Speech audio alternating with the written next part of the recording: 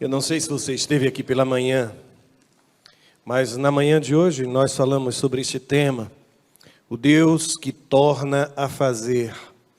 E inspirados por aquele momento em que o profeta Jeremias visitou a casa do oleiro, Deus falou profundamente a nossa vida.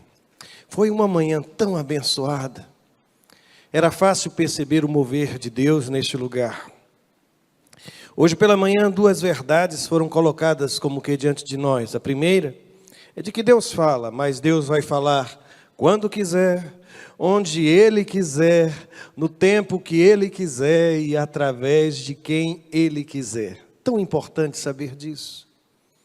Mas depois, ainda movidos pela experiência do profeta, nós descobrimos que o meio do caminho, sabe, o meio do processo da transformação do barro em vaso na mão do oleiro, é exatamente no meio, não no princípio do processo, nem muitas vezes próximo já ao final, à conclusão, é no meio do caminho.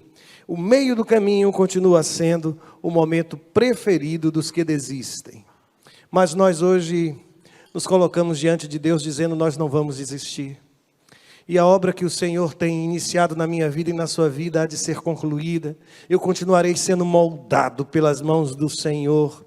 E são as impressões digitais de Deus que eu quero carregar na minha vida. São as marcas dele e de ninguém mais, ninguém mais.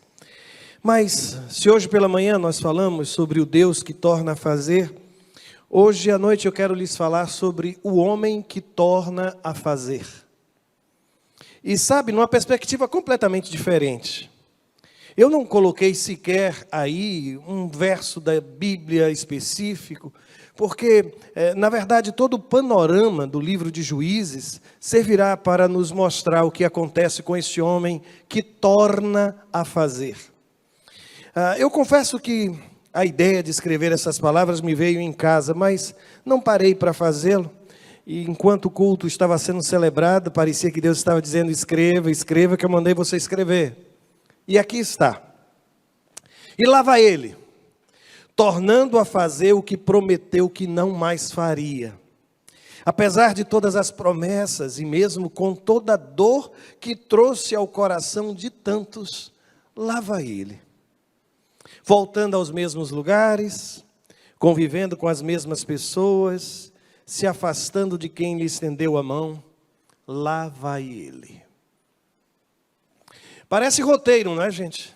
Da história, da minha história, da sua história, da história de alguém a quem tanto amo. E a gente já não sabe mais como lidar com isso. Com essa repetição sistemática de um mesmo quadro. Com o revisitar de situações que nós imaginávamos já terem sido apagadas, afastadas. É por isso que hoje à noite nós vamos nos debruçar sobre este homem que torna a fazer, insistentemente torna a fazer. Como eu não separei um verso específico, eu vou fazer a leitura aqui de alguns versos, e aliás nem vou fazer na totalidade de sua extensão. Mas diversas vezes em que no livro de Juízes, essa expressão tornou a fazer, ela aparece no texto sagrado. Eu confesso que não é uma leitura muito animadora, porque ela é repetitiva. Assim como é repetitivo o comportamento de quem ainda não se libertou de algo que já deveria ter se libertado, que insiste em repetir, que insiste em tornar a fazer. Eu vou lhes mostrar, em Juízes no capítulo 3, versículo 12, está escrito assim: porém os filhos de Israel tornaram a fazer o que era mal aos olhos do Senhor. Então o Senhor fortaleceu a Eglon, rei dos Moabitas, contra Israel, porquanto fizeram o que era mal aos olhos do Senhor. Eu continuo a ler o livro de Juízes e vou para o capítulo 4, primeiro verso. Vejam o que está escrito. Porém, os filhos de Israel tornaram a fazer o que era mal aos olhos do Senhor, depois de falecer Eude. Eu continuo a ler o livro, e de repente eu me deparo com o que está escrito em Juízes, no capítulo 10, no versículo de número 6. Juízes capítulo 8, versículo 33. E sucedeu que, como Gideão faleceu, os filhos de Israel tornaram a se prostituir após os Baalins e puseram a Baal-berite por Deus. Agora sim, Juízes capítulo 10, versículo 6. Então tornaram os filhos de Israel a fazer o que era mal aos olhos do Senhor e serviram aos Baalins e a Astarote e aos deuses da Síria e aos deuses de Sidom e aos deuses de Moabe e aos deuses dos filhos de Amon e aos deuses dos filisteus e deixaram ao Senhor e não o serviram. E se não for bastante, eu aqui chamo a sua atenção para o texto de Juízes capítulo 13, versículo 1, quando diz assim: e os filhos de Israel tornaram a fazer o que era mal aos olhos do Senhor, e o Senhor os entregou na mão dos filisteus por 40 anos. Consegue perceber? Muitas vezes o intervalo entre essas experiências é exatamente de uma geração, 40 anos. Eu disse a você que era uma leitura repetitiva. Eu lhe disse que não seria uma leitura tão lúdica, tão prazerosa, porque é difícil a gente conviver com isso, sabe, irmãos? Com a repetição de comportamentos que já deveriam ter sido abandonados. Mas eu tenho aprendido que se você insistir em viver segundo a sua vontade, você vai acabar repetindo os mesmos erros. Há uma expressão bíblica no livro de Juízes que eu acho que ninguém deveria esquecer. É bem interessante porque o historiador, porque o livro de Juízes ele conta a história do povo de Israel. Ele faz como que um comentário à história. E ele diz assim: naqueles dias não havia rei em Israel, cada um fazia o que parecia bem aos seus olhos. Por 2 vezes esse texto aparece. Eu, na verdade, sabe, irmãos, eu pessoalmente acredito que mesmo no tempo da monarquia, mesmo no tempo em que Israel teve sobre si a figura de um rei, situações semelhantes também aconteceram. Mas eu também entendo que o que o historiador quer nos mostrar é que quando falta o exercício de uma autoridade, quando nós vivemos segundo o nosso próprio juízo, quando nós não nos debruçamos sobre uma unidade, no caso de Israel, a unidade da nação, coisas assim costumam acontecer. Eu vou lhe dizer, sabe, se falta uma autoridade na sua vida, e aliás o princípio da autoridade tem sido dilapidado, as pessoas hoje têm uma enorme dificuldade de lidar com figuras de liderança, em todas as áreas, seja família, seja escola, seja trabalho, vida profissional, em todas as áreas da vida. Parece que o que o texto está dizendo é que essa minha insistência em caminhar segundo o meu próprio juízo, segundo o meu próprio pensamento, segundo o meu próprio desejo, quando eu não consigo submeter a minha vontade à vontade de Deus, a minha vida se transforma numa repetição de erros. E querem saber? Porque eu continuo sendo o mesmo. Eu sei que nos dias de hoje há um grande apelo à chamada autenticidade. Seja você mesmo. Olha, para de ouvir o que as pessoas querem sugerir como alternativa para a sua vida pessoal. Mas eu vim aqui para lhe dizer que na submissão a Deus e à sua vontade, todas essas coisas que você tanto almeja, você poderá encontrar.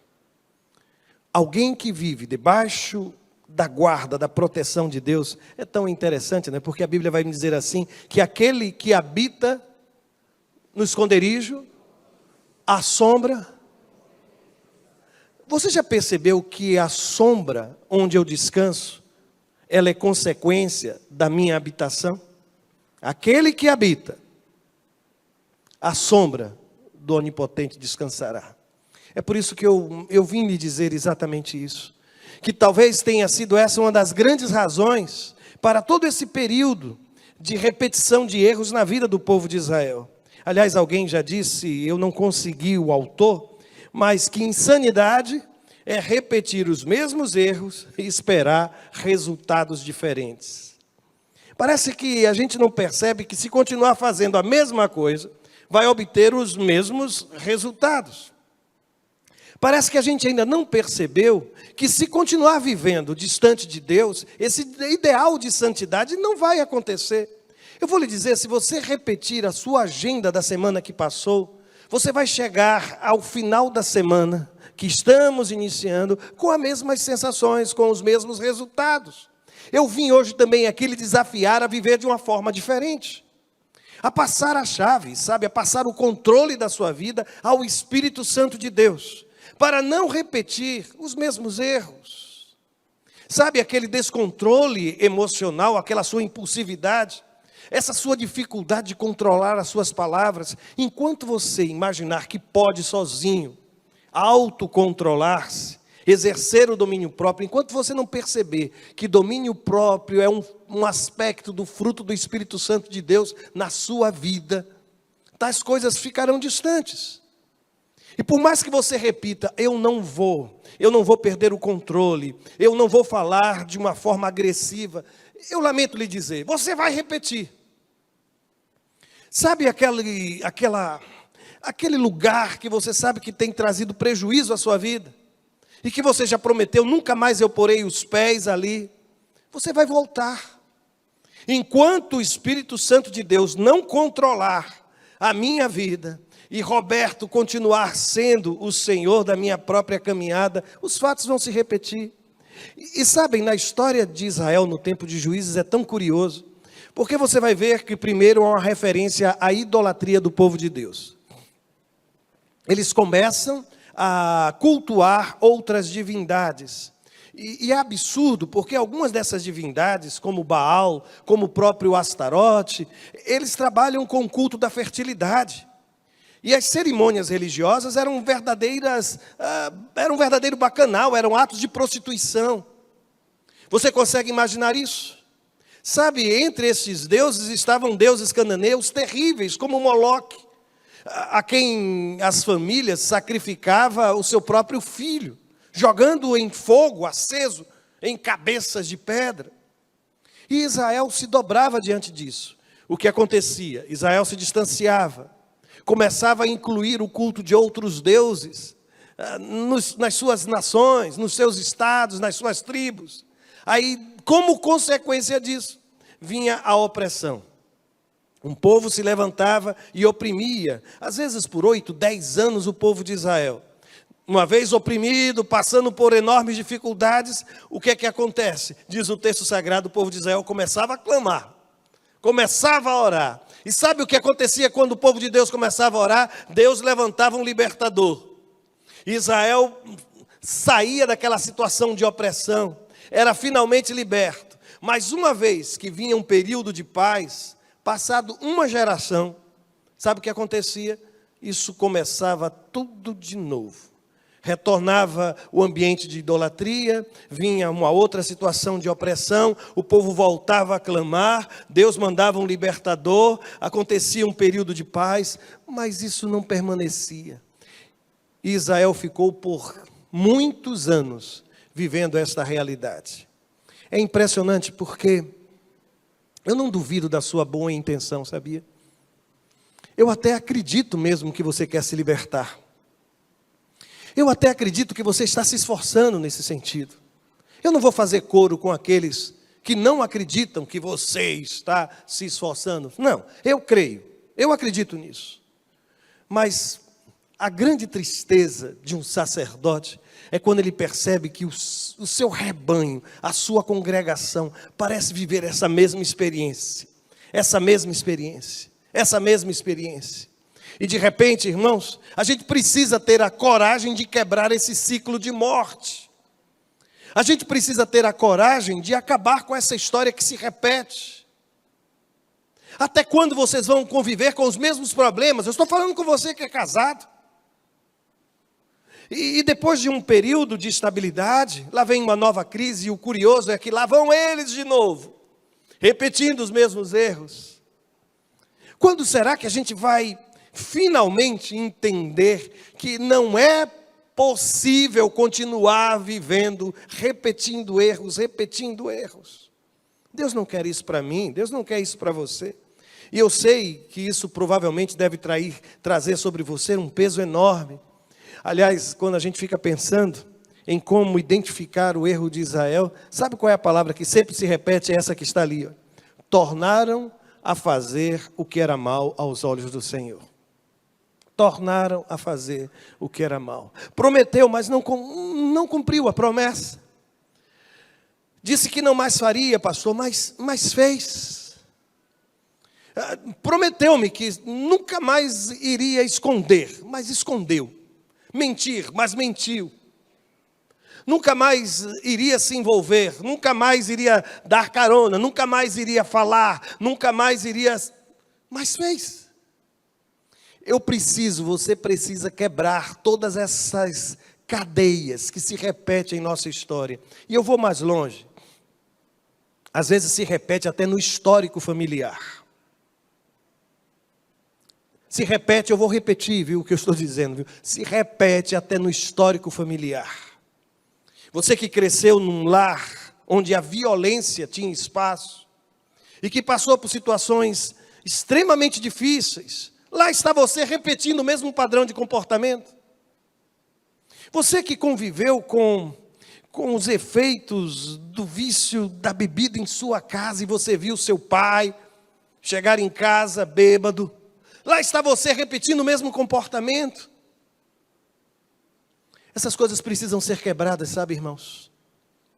Isso não pode ser entregue a esta geração, a nova geração, como um comportamento aceito, como algo que vai ser repetido, absolutamente. E eu quero lhes dizer de uma forma muito clara, viu? Na justiça divina não há lugar para impunidade. É interessante porque a justiça de Deus é a justiça de um Deus misericordioso. A justiça de Deus é a justiça de um Deus que é amor. Mas impunidade não faz parte da justiça divina.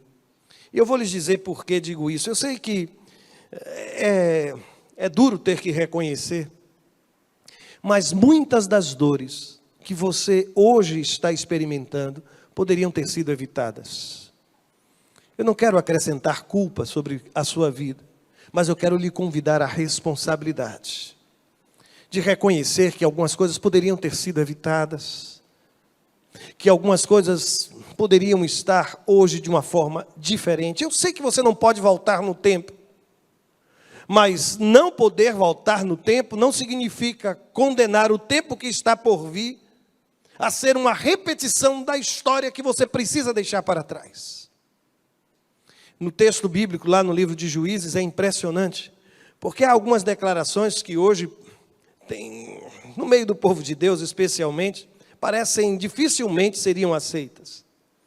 Em Juízes, no capítulo 3, versículo 12, depois da idolatria, eu não sei se você se recorda, mas a Bíblia vai dizer assim: e o Senhor fortaleceu a Eglon, rei dos Moabitas, contra Israel. É o que você está ouvindo, é o que está escrito. Eu vou dizer mais, eu trouxe um segundo exemplo. Lá em Juízes capítulo 13, versículo 1, a Bíblia fala de um povo de Deus que se corrompeu, e aí no versículo 1 diz assim: o Senhor os entregou na mão dos filisteus por 40 anos.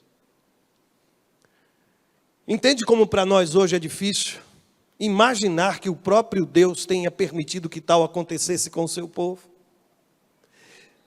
Eu digo aos irmãos que talvez aqui exista uma enorme compreensão da história. Eu vou voltar no tempo. Nesses dias, ou naqueles dias, quando um povo dominava um outro povo, isso era compreendido como o quê? Uma vitória do Deus, do invasor, sobre o Deus daquele povo que foi oprimido. Só que em Israel, eles começaram a trabalhar com o conceito de que só existe um Deus. E que quando isso acontecia, não era porque o Deus de Israel era um Deus fraco, não. Era porque o próprio Deus de Israel, para disciplinar o seu povo, permitia que aquele povo inimigo viesse como se fosse um chicote de Deus. E essa é uma expressão profética, viu? Sobre o povo de Israel. Eu sei que o que estou dizendo parece não ter mais espaço na teologia do século que vivemos. Eu sei que o que estou a dizer parece um retorno ao pensamento medieval, obscurantista, mas eu quero lhe dizer que as consequências do meu erro, elas vão me acompanhar. Deus perdoa, sabe, irmãos, eu creio nisso, todo o meu pecado. Mas as consequências do meu pecado, eu vou precisar lidar com elas. E pela misericórdia de Deus, eu vou conviver com essas consequências de uma forma saudável. Eu volto a dizer, eu sei que não é fácil a gente reconhecer a disciplina de Deus sobre as nossas vidas. Mas a história tem revelado, sabe, irmãos? Aliás, eu vou mais longe, porque alguém pode perguntar assim, e agora eu faço o quê? Como é que eu faço para quebrar esta cadeia? Eu vou lhe dizer, Deus não está indiferente à sua oração. Se você tem vivido uma repetição, sabe, constante, mas se você quer quebrar isso, você quer ser uma pessoa diferente, você quer evoluir, sabe, você quer crescer espiritualmente, você quer crescer a sua espiritualidade, você quer crescer a intimidade com Deus, mas percebe que a sua vida continua no mesmo ciclo. Eu quero lhe dizer, recorra à oração, dobre os seus joelhos, porque a mesma coisa que aconteceu quando eu li aqueles textos repetitivos, eu vou fazer agora. Sabe, naquele ambiente de opressão, capítulo 3, versículo 9 do livro de Juízes diz assim: e os filhos de Israel clamaram ao Senhor, e o Senhor levantou-lhes um libertador que os libertou. Sabe, naquele ambiente de opressão de Juízes, capítulo 6, quando Deus levanta Gideão, a Bíblia diz assim: assim Israel empobreceu muito pela presença dos midianitas. Então os filhos de Israel clamaram ao Senhor. Se quiserem ouvir mais, em Juízes no capítulo 10, versículo de número 10, a Bíblia diz assim: então os filhos de Israel clamaram ao Senhor, dizendo: contra ti havemos pecado, visto que deixamos a nosso Deus e servimos aos Baalins. Deus está ao alcance da oração do seu povo. Deus ouviu a oração de seu povo. Lembra-se quando eu falei da justiça que se mistura com a misericórdia? Lembra-se quando eu falei da justiça que não apaga o amor que Deus tem pelos seus filhos? Eu quero lhe dizer que Deus está ouvindo a sua oração, a sua insistente oração diante do Senhor. Quantas vezes você clamou ao Senhor: Senhor, me liberta disso. As tentações são constantes, pensamentos de morte invadem a minha cabeça, desejos escusos, e eu quero me libertar disto. Desejos que querem me afastar do meu Senhor, desejos que querem me afastar da minha família. Eu quero lhe dizer que existe libertação quando o homem de Deus ora, quando a mulher de Deus ora. Deus liberta o seu povo, Deus vai mostrar uma forma de enfrentar essa dificuldade. Você não precisa passar o resto dos seus anos lutando e experimentando a derrota a cada dia. Levante-se, porque Deus quer lhe dar vitória em relação a tudo isso que tem lhe atormentado. Chega de passar noites e noites em claro, sabe? Chega de ficar buscando alternativas das mais diferentes. Eu conheço gente que tem jejuado, eu conheço gente que tem participado de celebrações, feito campanhas, feito isto, feito aquilo, para se libertar de poderes que estão assolando a sua vida, de tentações que são mais fortes e quase que irresistíveis. Deus quer lhe dar vitória sobre tudo isso, mas o caminho passa pela oração. Quando o homem de Deus ora, Deus levanta um libertador. E o texto sagrado me permite lhe dizer, sabem, que você não precisa repetir os erros de seus pais. Se eu estivesse em uma outra comunidade, alguém poderia até pensar que eu estava convidando vocês a quebrar maldições, né? Mas eu quero lhe dizer, você não precisa repetir. Você não precisa escrever a mesma história. Algum tempo atrás, aliás, isso voltou à minha mente esses dias, meu Deus, e de uma forma muito forte. Eu até hoje comento com a Cláudia, que o médico com quem fiz a cirurgia algum tempo atrás, o doutor Yuri, mandou-me um recado. De repente eu recebo um recado da secretária dele, dizendo que ele quer me ver. E que ele já separou um horário, se aquele horário estava bem. Eu digo, será que Deus falou alguma coisa com aquele homem e não me disse nada? E eu fiquei perturbado. E não pode nesse dia, pode ser no outro dia. Eu digo, meu Deus, pode ser no outro dia. Eu digo, tá certo, eu vou. E fui. E eu comentei com a Cláudia, olha, todas as vezes que eu fui para o Yuri, eu acabei depois passando por uma cirurgia, não foi? Será que vai acontecer de novo? Mas sabe o que me veio à mente? Quando eu fui para o Dr. Yuri, pelo primeiro momento, eu revivi toda a história do meu pai. Porque os exames eram os mesmos, medicação também eram as mesmas, os procedimentos. Eu fui com meu pai ao urologista e eu me lembro que eu acompanhei tudo isso. E sempre que você tem uma história dessa na sua família, a possibilidade de que você seja o próximo da fila é grande. E eu disse, pronto, vai acontecer tudo de novo. Só que eu fiz os exames, fiz a cirurgia, fiquei esperando o resultado da biópsia. Estávamos eu, a Cláudia e o médico numa sala. E finalmente chegou o resultado, acho que ele pegou naquela hora o exame, leu o exame, olhou para mim e disse, pastor, o senhor não tem nada, o senhor está curado, glória a Deus. A Cláudia começou a festejar, ele também, e eu fiquei olhando para os dois. Sabe aquela coisa de que eu tinha convicção de que eu iria repetir a história do meu pai? Foi então que eu descobri que a história de meu pai não precisa ser a minha história. Eu quero lhe dizer que você não precisa repetir os erros de seu pai. A sua história é a sua história. Você não precisa repetir os erros que você cometeu. Você mesmo cometeu dias atrás. Você não está sendo colocado neste mundo para repetir a história, mas para escrever, ou melhor, permitir que Deus escreva uma nova história. Eu sempre que vejo o diálogo entre Nicodemos e Jesus, eu sei que a maioria das pessoas ficam a pensar que Nicodemos não entendeu aquela história de novo nascimento. Eu sou um que acredita que Nicodemos entendeu, mas entendeu muito bem. Porque o meu grande problema em relação aos textos bíblicos não são os textos que eu não entendo.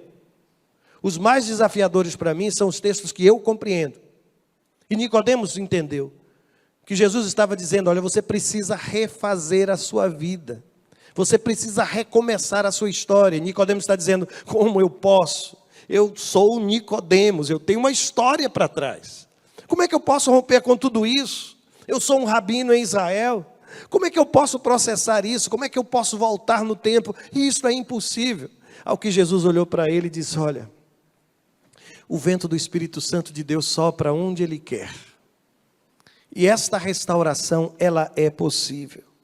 Eu quando penso nessa história, lá no livro de Juízes, eu me recordo que quando eu estou fechando o livro de Josué, no capítulo 24, 16, ele olha para o povo de Israel e diz algo que a gente sempre repete, não é? Eu e a minha casa serviremos ao Senhor, eu e a minha casa serviremos ao Senhor, e o povo escuta aquilo, fica tomado pela emoção, e aí ele desafia o povo também a fazer a sua escolha, e o povo de Deus diz assim, olha, nunca nos aconteça que deixemos ao Senhor para servirmos a outros deuses. Aí eu fecho o livro de Josué. Sabe qual é o livro que vem depois do livro de Josué? O livro de Juízes. Esse livro que eu acabei de mencionar. E quando eu chego no primeiro capítulo do livro de Juízes, olha o que está acontecendo, e vejo que o povo de Israel não avançou na conquista da terra. Aí eu vou para o segundo capítulo, no versículo de número 10, está escrito assim, e foi também congregada toda aquela geração a seus pais, a geração de Josué, a geração de Calebe. Aí o texto prossegue dizendo, e outra geração após ela se levantou, e aí diz o texto algo estranho para mim, uma geração que não conhecia o Senhor, nem tampouco a obra que ele fizera a Israel. Uma geração. Somente uma geração. Aquele povo que tirou pedras lá do Rio Jordão, que fez um monturo como um marco do milagre de Deus. Uma geração. O que é que nós estamos fazendo, irmãos, com os nossos filhos e filhas? Para onde nós estamos levando os nossos filhos e filhas? O que será dos meus netos, dos seus netos? Aqui está, irmãos.